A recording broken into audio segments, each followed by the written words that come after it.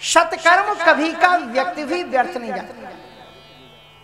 जो भी आप सत्कर्म करते हो, दान पुण्य परोपकार, अच्छा सत्कर्म दान ये केवल ब्राह्मणों को या साधुओं को ही देने से नहीं होता।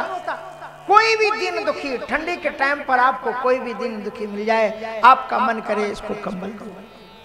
अब कुछ लोगों ने धंधा ही बना लिया, बोले भैया यहाँ पर कंबल बांटने वाले आते हैं, सो रोज ही वहां पर फटा कपड़ा बैठ करके बैठ जाएंगे, इकट्ठा करेंगे, दूसरे दिन मार्केट में बेचे, फिर भी आकर के बैठ गए। तो एक नया भी उपाय निकाल लिया, दाने भी कम नहीं। हाँ, हमने सोचा कि वाराणसी में कंबल बांटे। बोले महाराज जी हम बताते हैं आपको कैसे कंबल बांटे। हमने कहा कैसे? कहा रात में 12 बजे उठना पड़ेगा आपको। कहा ठीक है। बोले उसके बाद में चलेंगे अपना सड़क के किनारे घूमेंगे, जो वास्तव में ठिठुर रहा होगा उसको उड़ाएंगे। तो वो तो वहां नाटक करने आया नहीं होगा। सत्कर्म आप जो भी करते हो, दूसरा व्यक्ति अगर उसका दुरुपयोग भी कर ले आपके दान का, तो आपको दोष नहीं लगेगा, क्योंकि आपने तो सत्कर्म के नाम पर ही दिया है। इसलिए आप जो सत्कर्म करते हो वो आपको एक दिन काम आता है। इस सत्कर्म के लिए ही आपको जीवन मिला है। कर्मानुगो गच्छत जीव एकः, जो आप कर्म करते हो वो कर्म ही आपके साथ जाते हैं। इसलिए सदैव निरंतर अपने घर में भी आप बहू से प्यारे बोलते हो, ये एक सत्कर्म। आप सास की सेवा करते हो, ये सत्कर्म। ससुर की सेवा करते हो, ये सत्कर्म। आप बच्चों को प्यार मोहब्बत से अच्छी बातें सिखा रहे हो, आप रामायण सुना रहे हो, भागवत सुना रहे हो, ये सत्संग है। बच्चों को रामायण के रास्ते पर चला दिया अगर आपने, तो आप समझ लो कि जीवन का सबसे बड़ा काम आपने कर लिया, क्योंकि खुद तो सुधर गए, बच्चों को एक नई परंपरा दे जाओ, ये सद्धर्म दे जाओ। कितने सौभाग्यशाली हैं वो माता पिता जो अपने साथ में 5-5, 7-7, 12-12, 18-18 वर्ष के बच्चों को लेकर के आए। वो बच्चे कभी नहीं भूलेंगे। मैं कल जहाँ रुका हुआ हूँ वहां पर देख रहा था कि एक बच्चा गया और 7 वर्ष का बच्चा तो चाय लेकर के आ रहा है रास्ते में, ऐसे ऐसे करके, माँ बाप ने किसी ने दिया होगा पैसा लेकर के।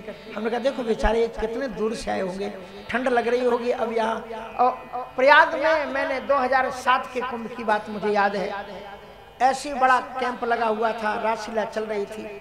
जब रासलीला समाप्त हो गई तो जो हमारे कुछ अपने निजी गार्ड थे और कुछ पुलिस थी प्रशासन के द्वारा मिली हुई, तो उन्होंने कहा कि महाराज जी अब हम सबको पंडाल से बाहर कर दे रहे हैं, जिनके पास में अपना बैच होगा आईडी उन्हीं को रुकने देंगे रात में और सबको बाहर निकाल देंगे। हमने कहा हाँ सबको बाहर निकाल दो। उसके बाद में मैंने कहा रुको रुको, फिर मैं अपने रूम से निकल के वहां देखने आया कि वहां नजारा क्या था। जो ही रासलीला समाप्त हुई, रात में रासलीला चलती है, सो जो जहां था उसने अपने अपने आसन वहीं पर पौड़ाए और सब लेट गए। कितनों के पास में बच्चियां सो रही हैं, बेटियां सो रही हैं, बच्चे सो रहे हैं, सामान है। हमको देख करके लगा कि इतना बड़ा पंडाल, इसमें पैसा लगाए किस काम का है। ये वही लोग होंगे जिनका कोई गुरु नहीं होगा, जिनके गुरु होंगे दक्षिणा देते होंगे, वो तो अपने अपने शिविर में पहुंच गए होंगे चकाचक से। अब ये वही होंगे बेचारे जिनका कोई परिचय नहीं, कहाँ भटकेंगे इतनी ठंड के अंदर में, ये छोटे छोटे बच्चों को लेकर के। हमने कहा भैया तुम लोग जागते रहो, 2 की जगह 4 लोग जागो, इनमें से किसी को भी भगाने की जरूरत नहीं है, क्योंकि हमारा दान यही है कि आराम से तुम यहीं पर विश्राम करो। तो जीवन में थोड़ा सा भी किया गया। एक बड़ी अच्छी बात बताते हैं, एक व्यक्ति को कैंसर हो गया, डॉक्टर ने कहा कि तुम 1 महीने से ज्यादा जी नहीं सकते, और एक दिन वो व्यक्ति सुबह सैर कर रहा था, 6 महीने हो गए थे, वो मरा ही नहीं। डॉक्टर साहब मिल गए, बोले यार तुम तो 1 महीने से तुम बहुत ज्यादा बताया था, मुझे तो लग रहा था 6-7 दिन में तुम जाओगे ऊपर को, तुम बच कैसे? कोई डॉक्टर को दिखाया, बोले साहब आपने कह दिया था क्या हम जिएंगे नहीं, तो डॉक्टर को क्या दिखाना, हमने नहीं दिखाया। फिर तुमने किया क्या, तुम बच कैसे? कोई जड़ी बूटी खाए? बोले कुछ नहीं खाया। मालूम उसने क्या किया था? बोले हमने और तो कुछ नहीं किया, एक बार हम गंगा जी स्नान करने के लिए गए और हम अपने लिए पानी भर के एक घड़े में लेकर के आ रहे थे, रास्ते में एक छोटा सा गड्ढा देखा, उसमें पानी सूख गया था और पानी जो था कीचड़ हो गया था, और उसी में मछलियां छटपटा रही थी, और मुझे लगा कि मैं तो फिर पानी भर लूंगा, ये बेजान प्राणी है क्या करेंगे। मैंने वो पूरा घड़ा उसमें डाला और मेरा रोज का मैंने नियम बना लिया कि मैं जाकर के 4 घड़े भर करके करके उस गड्ढे में डाल देता हूँ और बस उन मछलियों का ये आशीर्वाद है। वो मछलियां भी जरा ऊपर मुंह निकल करके जो उन्हें दाना देता है वे भी तुम्हें आशीर्वाद देती हैं। प्राचीन काल की हिंदू संस्कृति थी कि लोग चींटियों के लिए भी चीनी और गुड़ डालते थे, लोग मछलियों के लिए भी, दूसरे लोग मारते होंगे लेकिन अपने हिंदू संस्कृति में उन्हें भी आटे की गोलियां बना करके डाली जाती थी। चिड़ियों के लिए, अपने तो पानी पीते हैं लेकिन चिड़ियों के लिए भी पानी पिलाते थे, अपने घर के सामने में पानी भर देते थे, कुछ करते थे।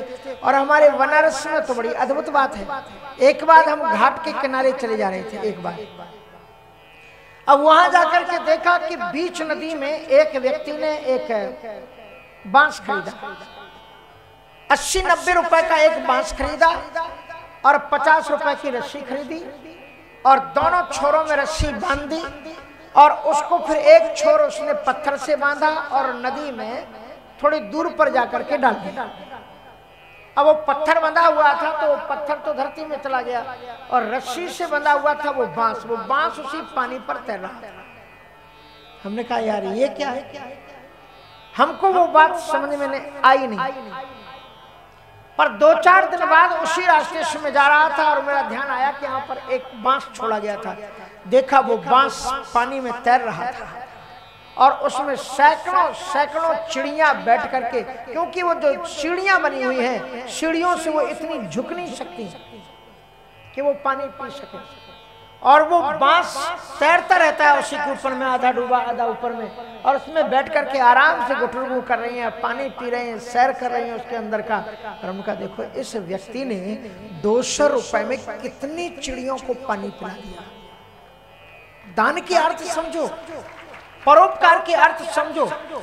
केवल साधु ब्राह्मणों को ही दान देना नहीं है, जो भी नीडी तुम्हें दिखे, तुम्हारे पड़ोस में अगर दिखे कि बच्चा पढ़ने में तो बहुत अच्छा था, अब ये स्कूल नहीं जा रहा है और तुम्हें पता लगे कि बेचारा इसका पिता फीस नहीं भर पा रहा है, तो तुम कहो कि घर अपने रहो, खाओ पियो तुम अपने घर का, फीस तुम्हारी हम देंगे। देखो जरा करके देखो, आपको पता लग जाएगा कि कितना बड़ा पुण्य है। वो जीवन में आपको कभी नहीं भूलेगा। वो बच्चा जब भी मिलेगा आपको प्रणाम करेगा, आपको इतना सुख मिलेगा जितना सुख स्वर्ग में नहीं मिलेगा। स्वर्ग में क्या सुख होता है, सब व्यर्थ की बातें। स्वर्ग में सुख अप्सराएं, बताओ फिल्म बनाने वाली ऐसी ऐसी चीजें बना देते हैं। एक फिल्म में हम देख रहे हैं, पता नहीं कौन सी, स्वर्ग और नरक ऐसी कोई फिल्म थी, तो उसमें हम देख रहे हैं कि महात्माओं ने बड़े पुण्य किए, वो सब स्वर्ग में पहुंच गए। यहाँ तो मना करते थे कि हम नाच नहीं देखेंगे, संगीत नहीं सुनेंगे, और वहाँ इंद्र की सभा में अप्सराएं नाच रही हैं, राग रागनियां बज रही हैं और बड़े बड़े जटाजूट वाले महात्मा ताल दे करके नाच दे। इसी के लिए तपस्या की थी कि स्वर्ग में जाकर के यहाँ नाच देखे नहीं, वहाँ अप्सराओं का नाच देखेंगे। बिल्कुल गलत बात। हमारे महात्मा लोग कभी स्वर्ग की कामना करते ही नहीं। सगुणों उपासक मोक्ष तक तो वो चाहते नहीं। भगवद गीता में कहते हैं त्रैविद्याम सोमपा पूत पापा यज्ञ स्वर्गतम प्रार्थयन्ति ते पुण्यमासाद्य स्वर्ग। महात्मा लोग कभी स्वर्ग की कामना नहीं करते। सच्चा पुण्य ये है कि आप दीन दुखियों की सहायता करें, किसी भी जाति का हो, किसी भी बिरादरी का हो, किसी भी बच्चे को तुम पढ़ा लो, तुम्हारा जीवन धन्य हो जाए। आपने एक फिल्म तो देखी होगी, कभी कभी हम महात्मा हैं फिल्म की भी बात कर लेते हैं, कर लेना चाहिए ना, नहीं चाहिए कि नहीं कभी कभी। हाँ, तो आपने एक फिल्म देखी होगी, उसका नाम है बागवान या बागवान, जो भी आप कहें। देखिए है ना, रामायण की तरह शिक्षा देती कि नहीं। एक बाप कहीं अपना जूते पर पॉलिश कराने के लिए जाता है, एक 10-12 साल का लड़का है, वो पॉलिश कर रहा है और उसके पास में पेपर भी रखा है, वो नीड पकड़ा देता है। पर जिसके पाँव में, मैं हीरो हीरोइन का नाम नहीं बता रहा हूँ, आपने देखी है तो जान जाएंगे, वो देखता है कि ये लड़का है, अपने पास में पेपर भी रखे। बोले हाँ सर, जब तक मैं आपकी पॉलिश कर रहा हूँ तब तक आपका टाइम कट जाएगा, उसके लिए मैंने ये मैगजीन, ये पेपर रखा है। बोले तुम करते क्या हो? पुस्तक भी उसकी रखी हुई थी। बोले सर पढ़ता हूँ, मेरी माँ बीमार है इसलिए पिता है नहीं, मैं उनको। उसने कहा कि तुम्हारी जितनी भी पढ़ाई लिखाई का खर्च होगा मैं दूंगा। और आप उसकी कहानी आगे देखना, सगे बेटों ने अपनी अपनी संपत्ति का बंटवारा कर लिया और माँ बाप को भी बीच में बांट दिया। और जब उस बाप का अपमान हुआ एक गाड़ी की दुकान पर, तब उसको बाहों में थामने वाला वही लड़का उसके सामने आया जिसको उसने कभी पढ़ाया। तुम कभी गरीबों को पढ़ा के तो देखो, कभी इन्हें अपना कह करके तो देखो।